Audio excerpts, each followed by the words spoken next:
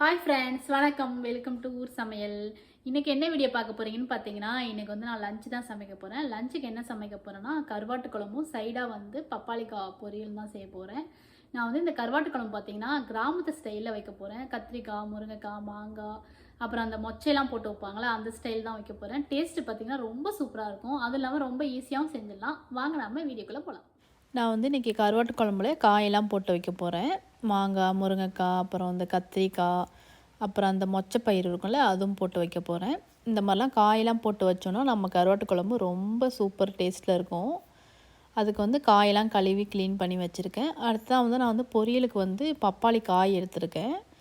பருப்பு போட்டு பொரியல் செய்ய போகிறேன், பைத்தம் பருப்பு போட்டு. அதுக்கு வந்து காயெல்லாம் நான் ஃபஸ்ட்டாக வந்து கட் பண்ணி வச்சுக்க போகிறேன். ஃபஸ்ட்டாக பப்பாளிக்காய் வந்து கட் பண்ணிவிட்டு அடுத்ததாக வந்து நம்ம முருங்கைக்காய், கத்திரிக்காயெலாம் கட் பண்ணி வச்சுக்கலாம். பப்பாளிக்காயை கட் பண்ணிவிட்டு அதை உள்ளே இருக்கிற விதையெல்லாம் எடுத்துகிட்டு நான் இந்த மாதிரி சின்ன சின்னதாக கட் பண்ணி வச்சுக்க போகிறேன். நமக்கு சமைக்கிறதுக்கு முன்னாடி நல்லா நம்ம இந்த காய் எல்லாமே கட் பண்ணி வச்சுட்டோம்னா ஈஸியாக நமக்கு வேலை முடிஞ்சிடும். டக்கு டக்கு நம்ம தாளித்து விட்டுறலாம்.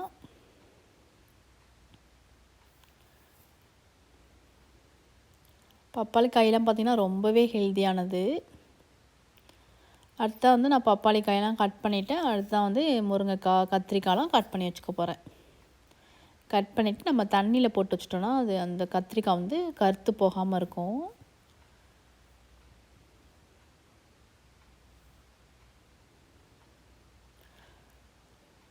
இன்றைக்கி வந்து நம்ம நெத்திலி கருவாடு போட்டு தான் வைக்க போகிறோம். நீங்கள் எந்த கருவாடு வேணாலும் போட்டு வச்சுக்கலாம். அதுக்கு பார்த்திங்கன்னா அடுப்பில் ஒரு பாத்திரம் வச்சுருக்கேன், எண்ணெய் ஊற்றிருக்கேன். இதுக்கு வந்து வெங்காயம் தக்காளிலாம் தாளிக்க வேண்டாம், பூண்டு போட்டு நம்ம தாளித்தோன்னா சூப்பர் டேஸ்ட்டில் இருக்கும். பெரிய பூண்டாக 2 எடுத்திருக்கேன்.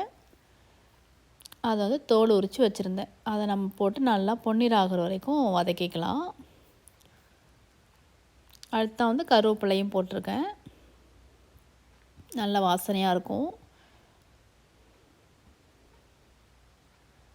அடுத்தா கட் பண்ணி வச்சுருந்த காயெல்லாம் சேர்த்துக்கலாம். இதையும் நம்ம போட்டுட்டு நம்ம நல்லா வதக்கிக்கணும். இந்த எண்ணெயிலே கொஞ்சம் நல்லா வெந்துச்சுன்னா நல்லா டேஸ்ட்டாக இருக்கும்.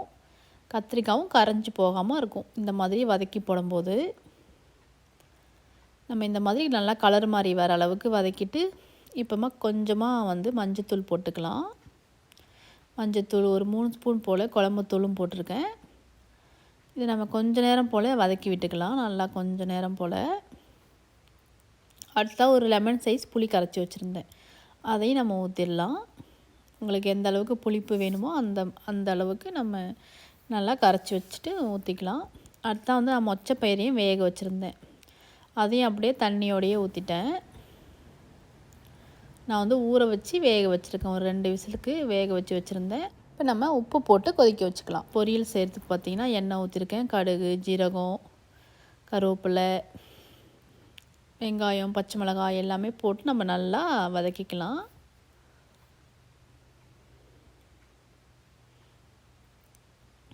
அடுத்த கூட நம்ம கருவாட்டு குழம்புக்கு ஒரு மசாலாவும் அரைக்க போகிறோம். இப்போ பார்த்திங்கன்னா வெங்காயம் நல்லா பொன்னிறம் ஆயிடுச்சு. இந்த நேரத்தில் கட் பண்ணி வச்சுருந்தேன் பப்பாளி காயை சேர்த்துடலாம்.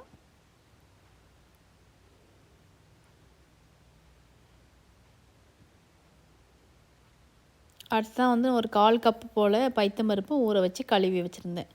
ஒரு 1 ஹவர் போல் ஊற வச்சுருந்தேன், அது சீக்கிரமாக வேகிறதுக்காக. அதையும் சேர்த்துட்டு கொஞ்சமாக தண்ணி ஊற்றிருக்கேன். அடுத்ததாக கொஞ்சமாக மஞ்சத்தூள், இப்போ தேவையான உப்பும் போட்டுடலாம். மிக்ஸ் பண்ணி விட்டுட்டு உப்பு போட்டு நம்ம மூடி வச்சு வேக வச்சுக்கலாம்.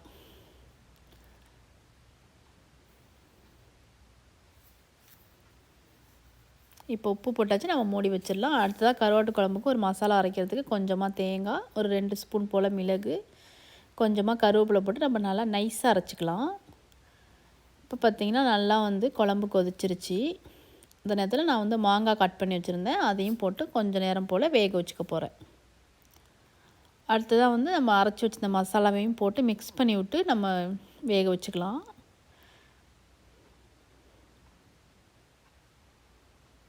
இப்போ பார்த்திங்கன்னா இடையிலே வந்து நம்மளோட பப்பாளிக்கு கூட்டு வந்து ரெடி ஆகிடுச்சு, அந்த பருப்பு பொரியல். இது ரொம்ப குழைவாக இருக்காது, கொஞ்சம் அந்த பொரியல் மாதிரி இருக்கும். டேஸ்ட் ரொம்ப நல்லாயிருக்கும். இப்போ நம்ம நல்லா மிக்ஸ் பண்ணி விட்டுடலாம். அடுத்ததாக கூட கடைசியாக கொஞ்சமாக நான் வந்து தேங்காய் பூ போடுறேன். இப்போ மிக்ஸ் பண்ணிடலாம். நம்மளோட பப்பாளி பொரியலும் ரெடி ஆயிடுச்சு. பப்பாளி காய் பொரியல். இது வந்து நீங்கள் ரொம்ப கூட்டு மாதிரியும் செய்யலாம். நான் வந்து இன்றைக்கி பொரியல் மாதிரி செஞ்சுருக்கேன். அடுத்தா பார்த்திங்கன்னா நம்மளோட கருவாட்டு குழம்பும் சூப்பராக அந்த மாங்காய்லாம் போட்டு நல்லா கொதித்து வந்துருச்சு. இந்த நேரத்தில் நான் வந்து நெத்திலி கருவாடை கழுவி க்ளீன் பண்ணி வச்சுருந்தேன். ரெடியாக வச்சுருக்கேன். நம்ம அடுத்ததாக அதையும் சேர்த்துக்கலாம். ஏன்னா நம்ம கருவாடு போட்டு ஒரு 5 நிமிஷம் கொதிக்க வச்சா போதும்ல, அதனால தான் கடைசியில் போடுறோம். இப்போ கருவாடெல்லாம் நம்ம சேர்த்துக்கலாம். இதை நம்ம நல்லா மிக்ஸ் பண்ணிவிட்டு ஒரு 5 நிமிஷம் போல் கொதிக்க வச்சு இருக்கலாம். நம்மளோட டேஸ்ட்டான கருவாட்டு குழம்பு செம்மையாக ரெடி ஆகிடுச்சு. கண்டிப்பாக நீங்களும் உங்கள் வீட்டில் ட்ரை பண்ணி பாருங்கள். ரொம்ப டேஸ்ட் நல்லாயிருக்கும். ட்ரை பண்ணி பார்த்துட்டு உங்களோட கமெண்ட்ஸை எனக்கு தெரியப்படுத்துங்க. மறக்காமல் இந்த வீடியோ பிடிச்சினா லைக் பண்ணுங்கள், ஷேர் பண்ணுங்கள், சப்ஸ்கிரைப் பண்ணுங்கள். நன்றி, வணக்கம்.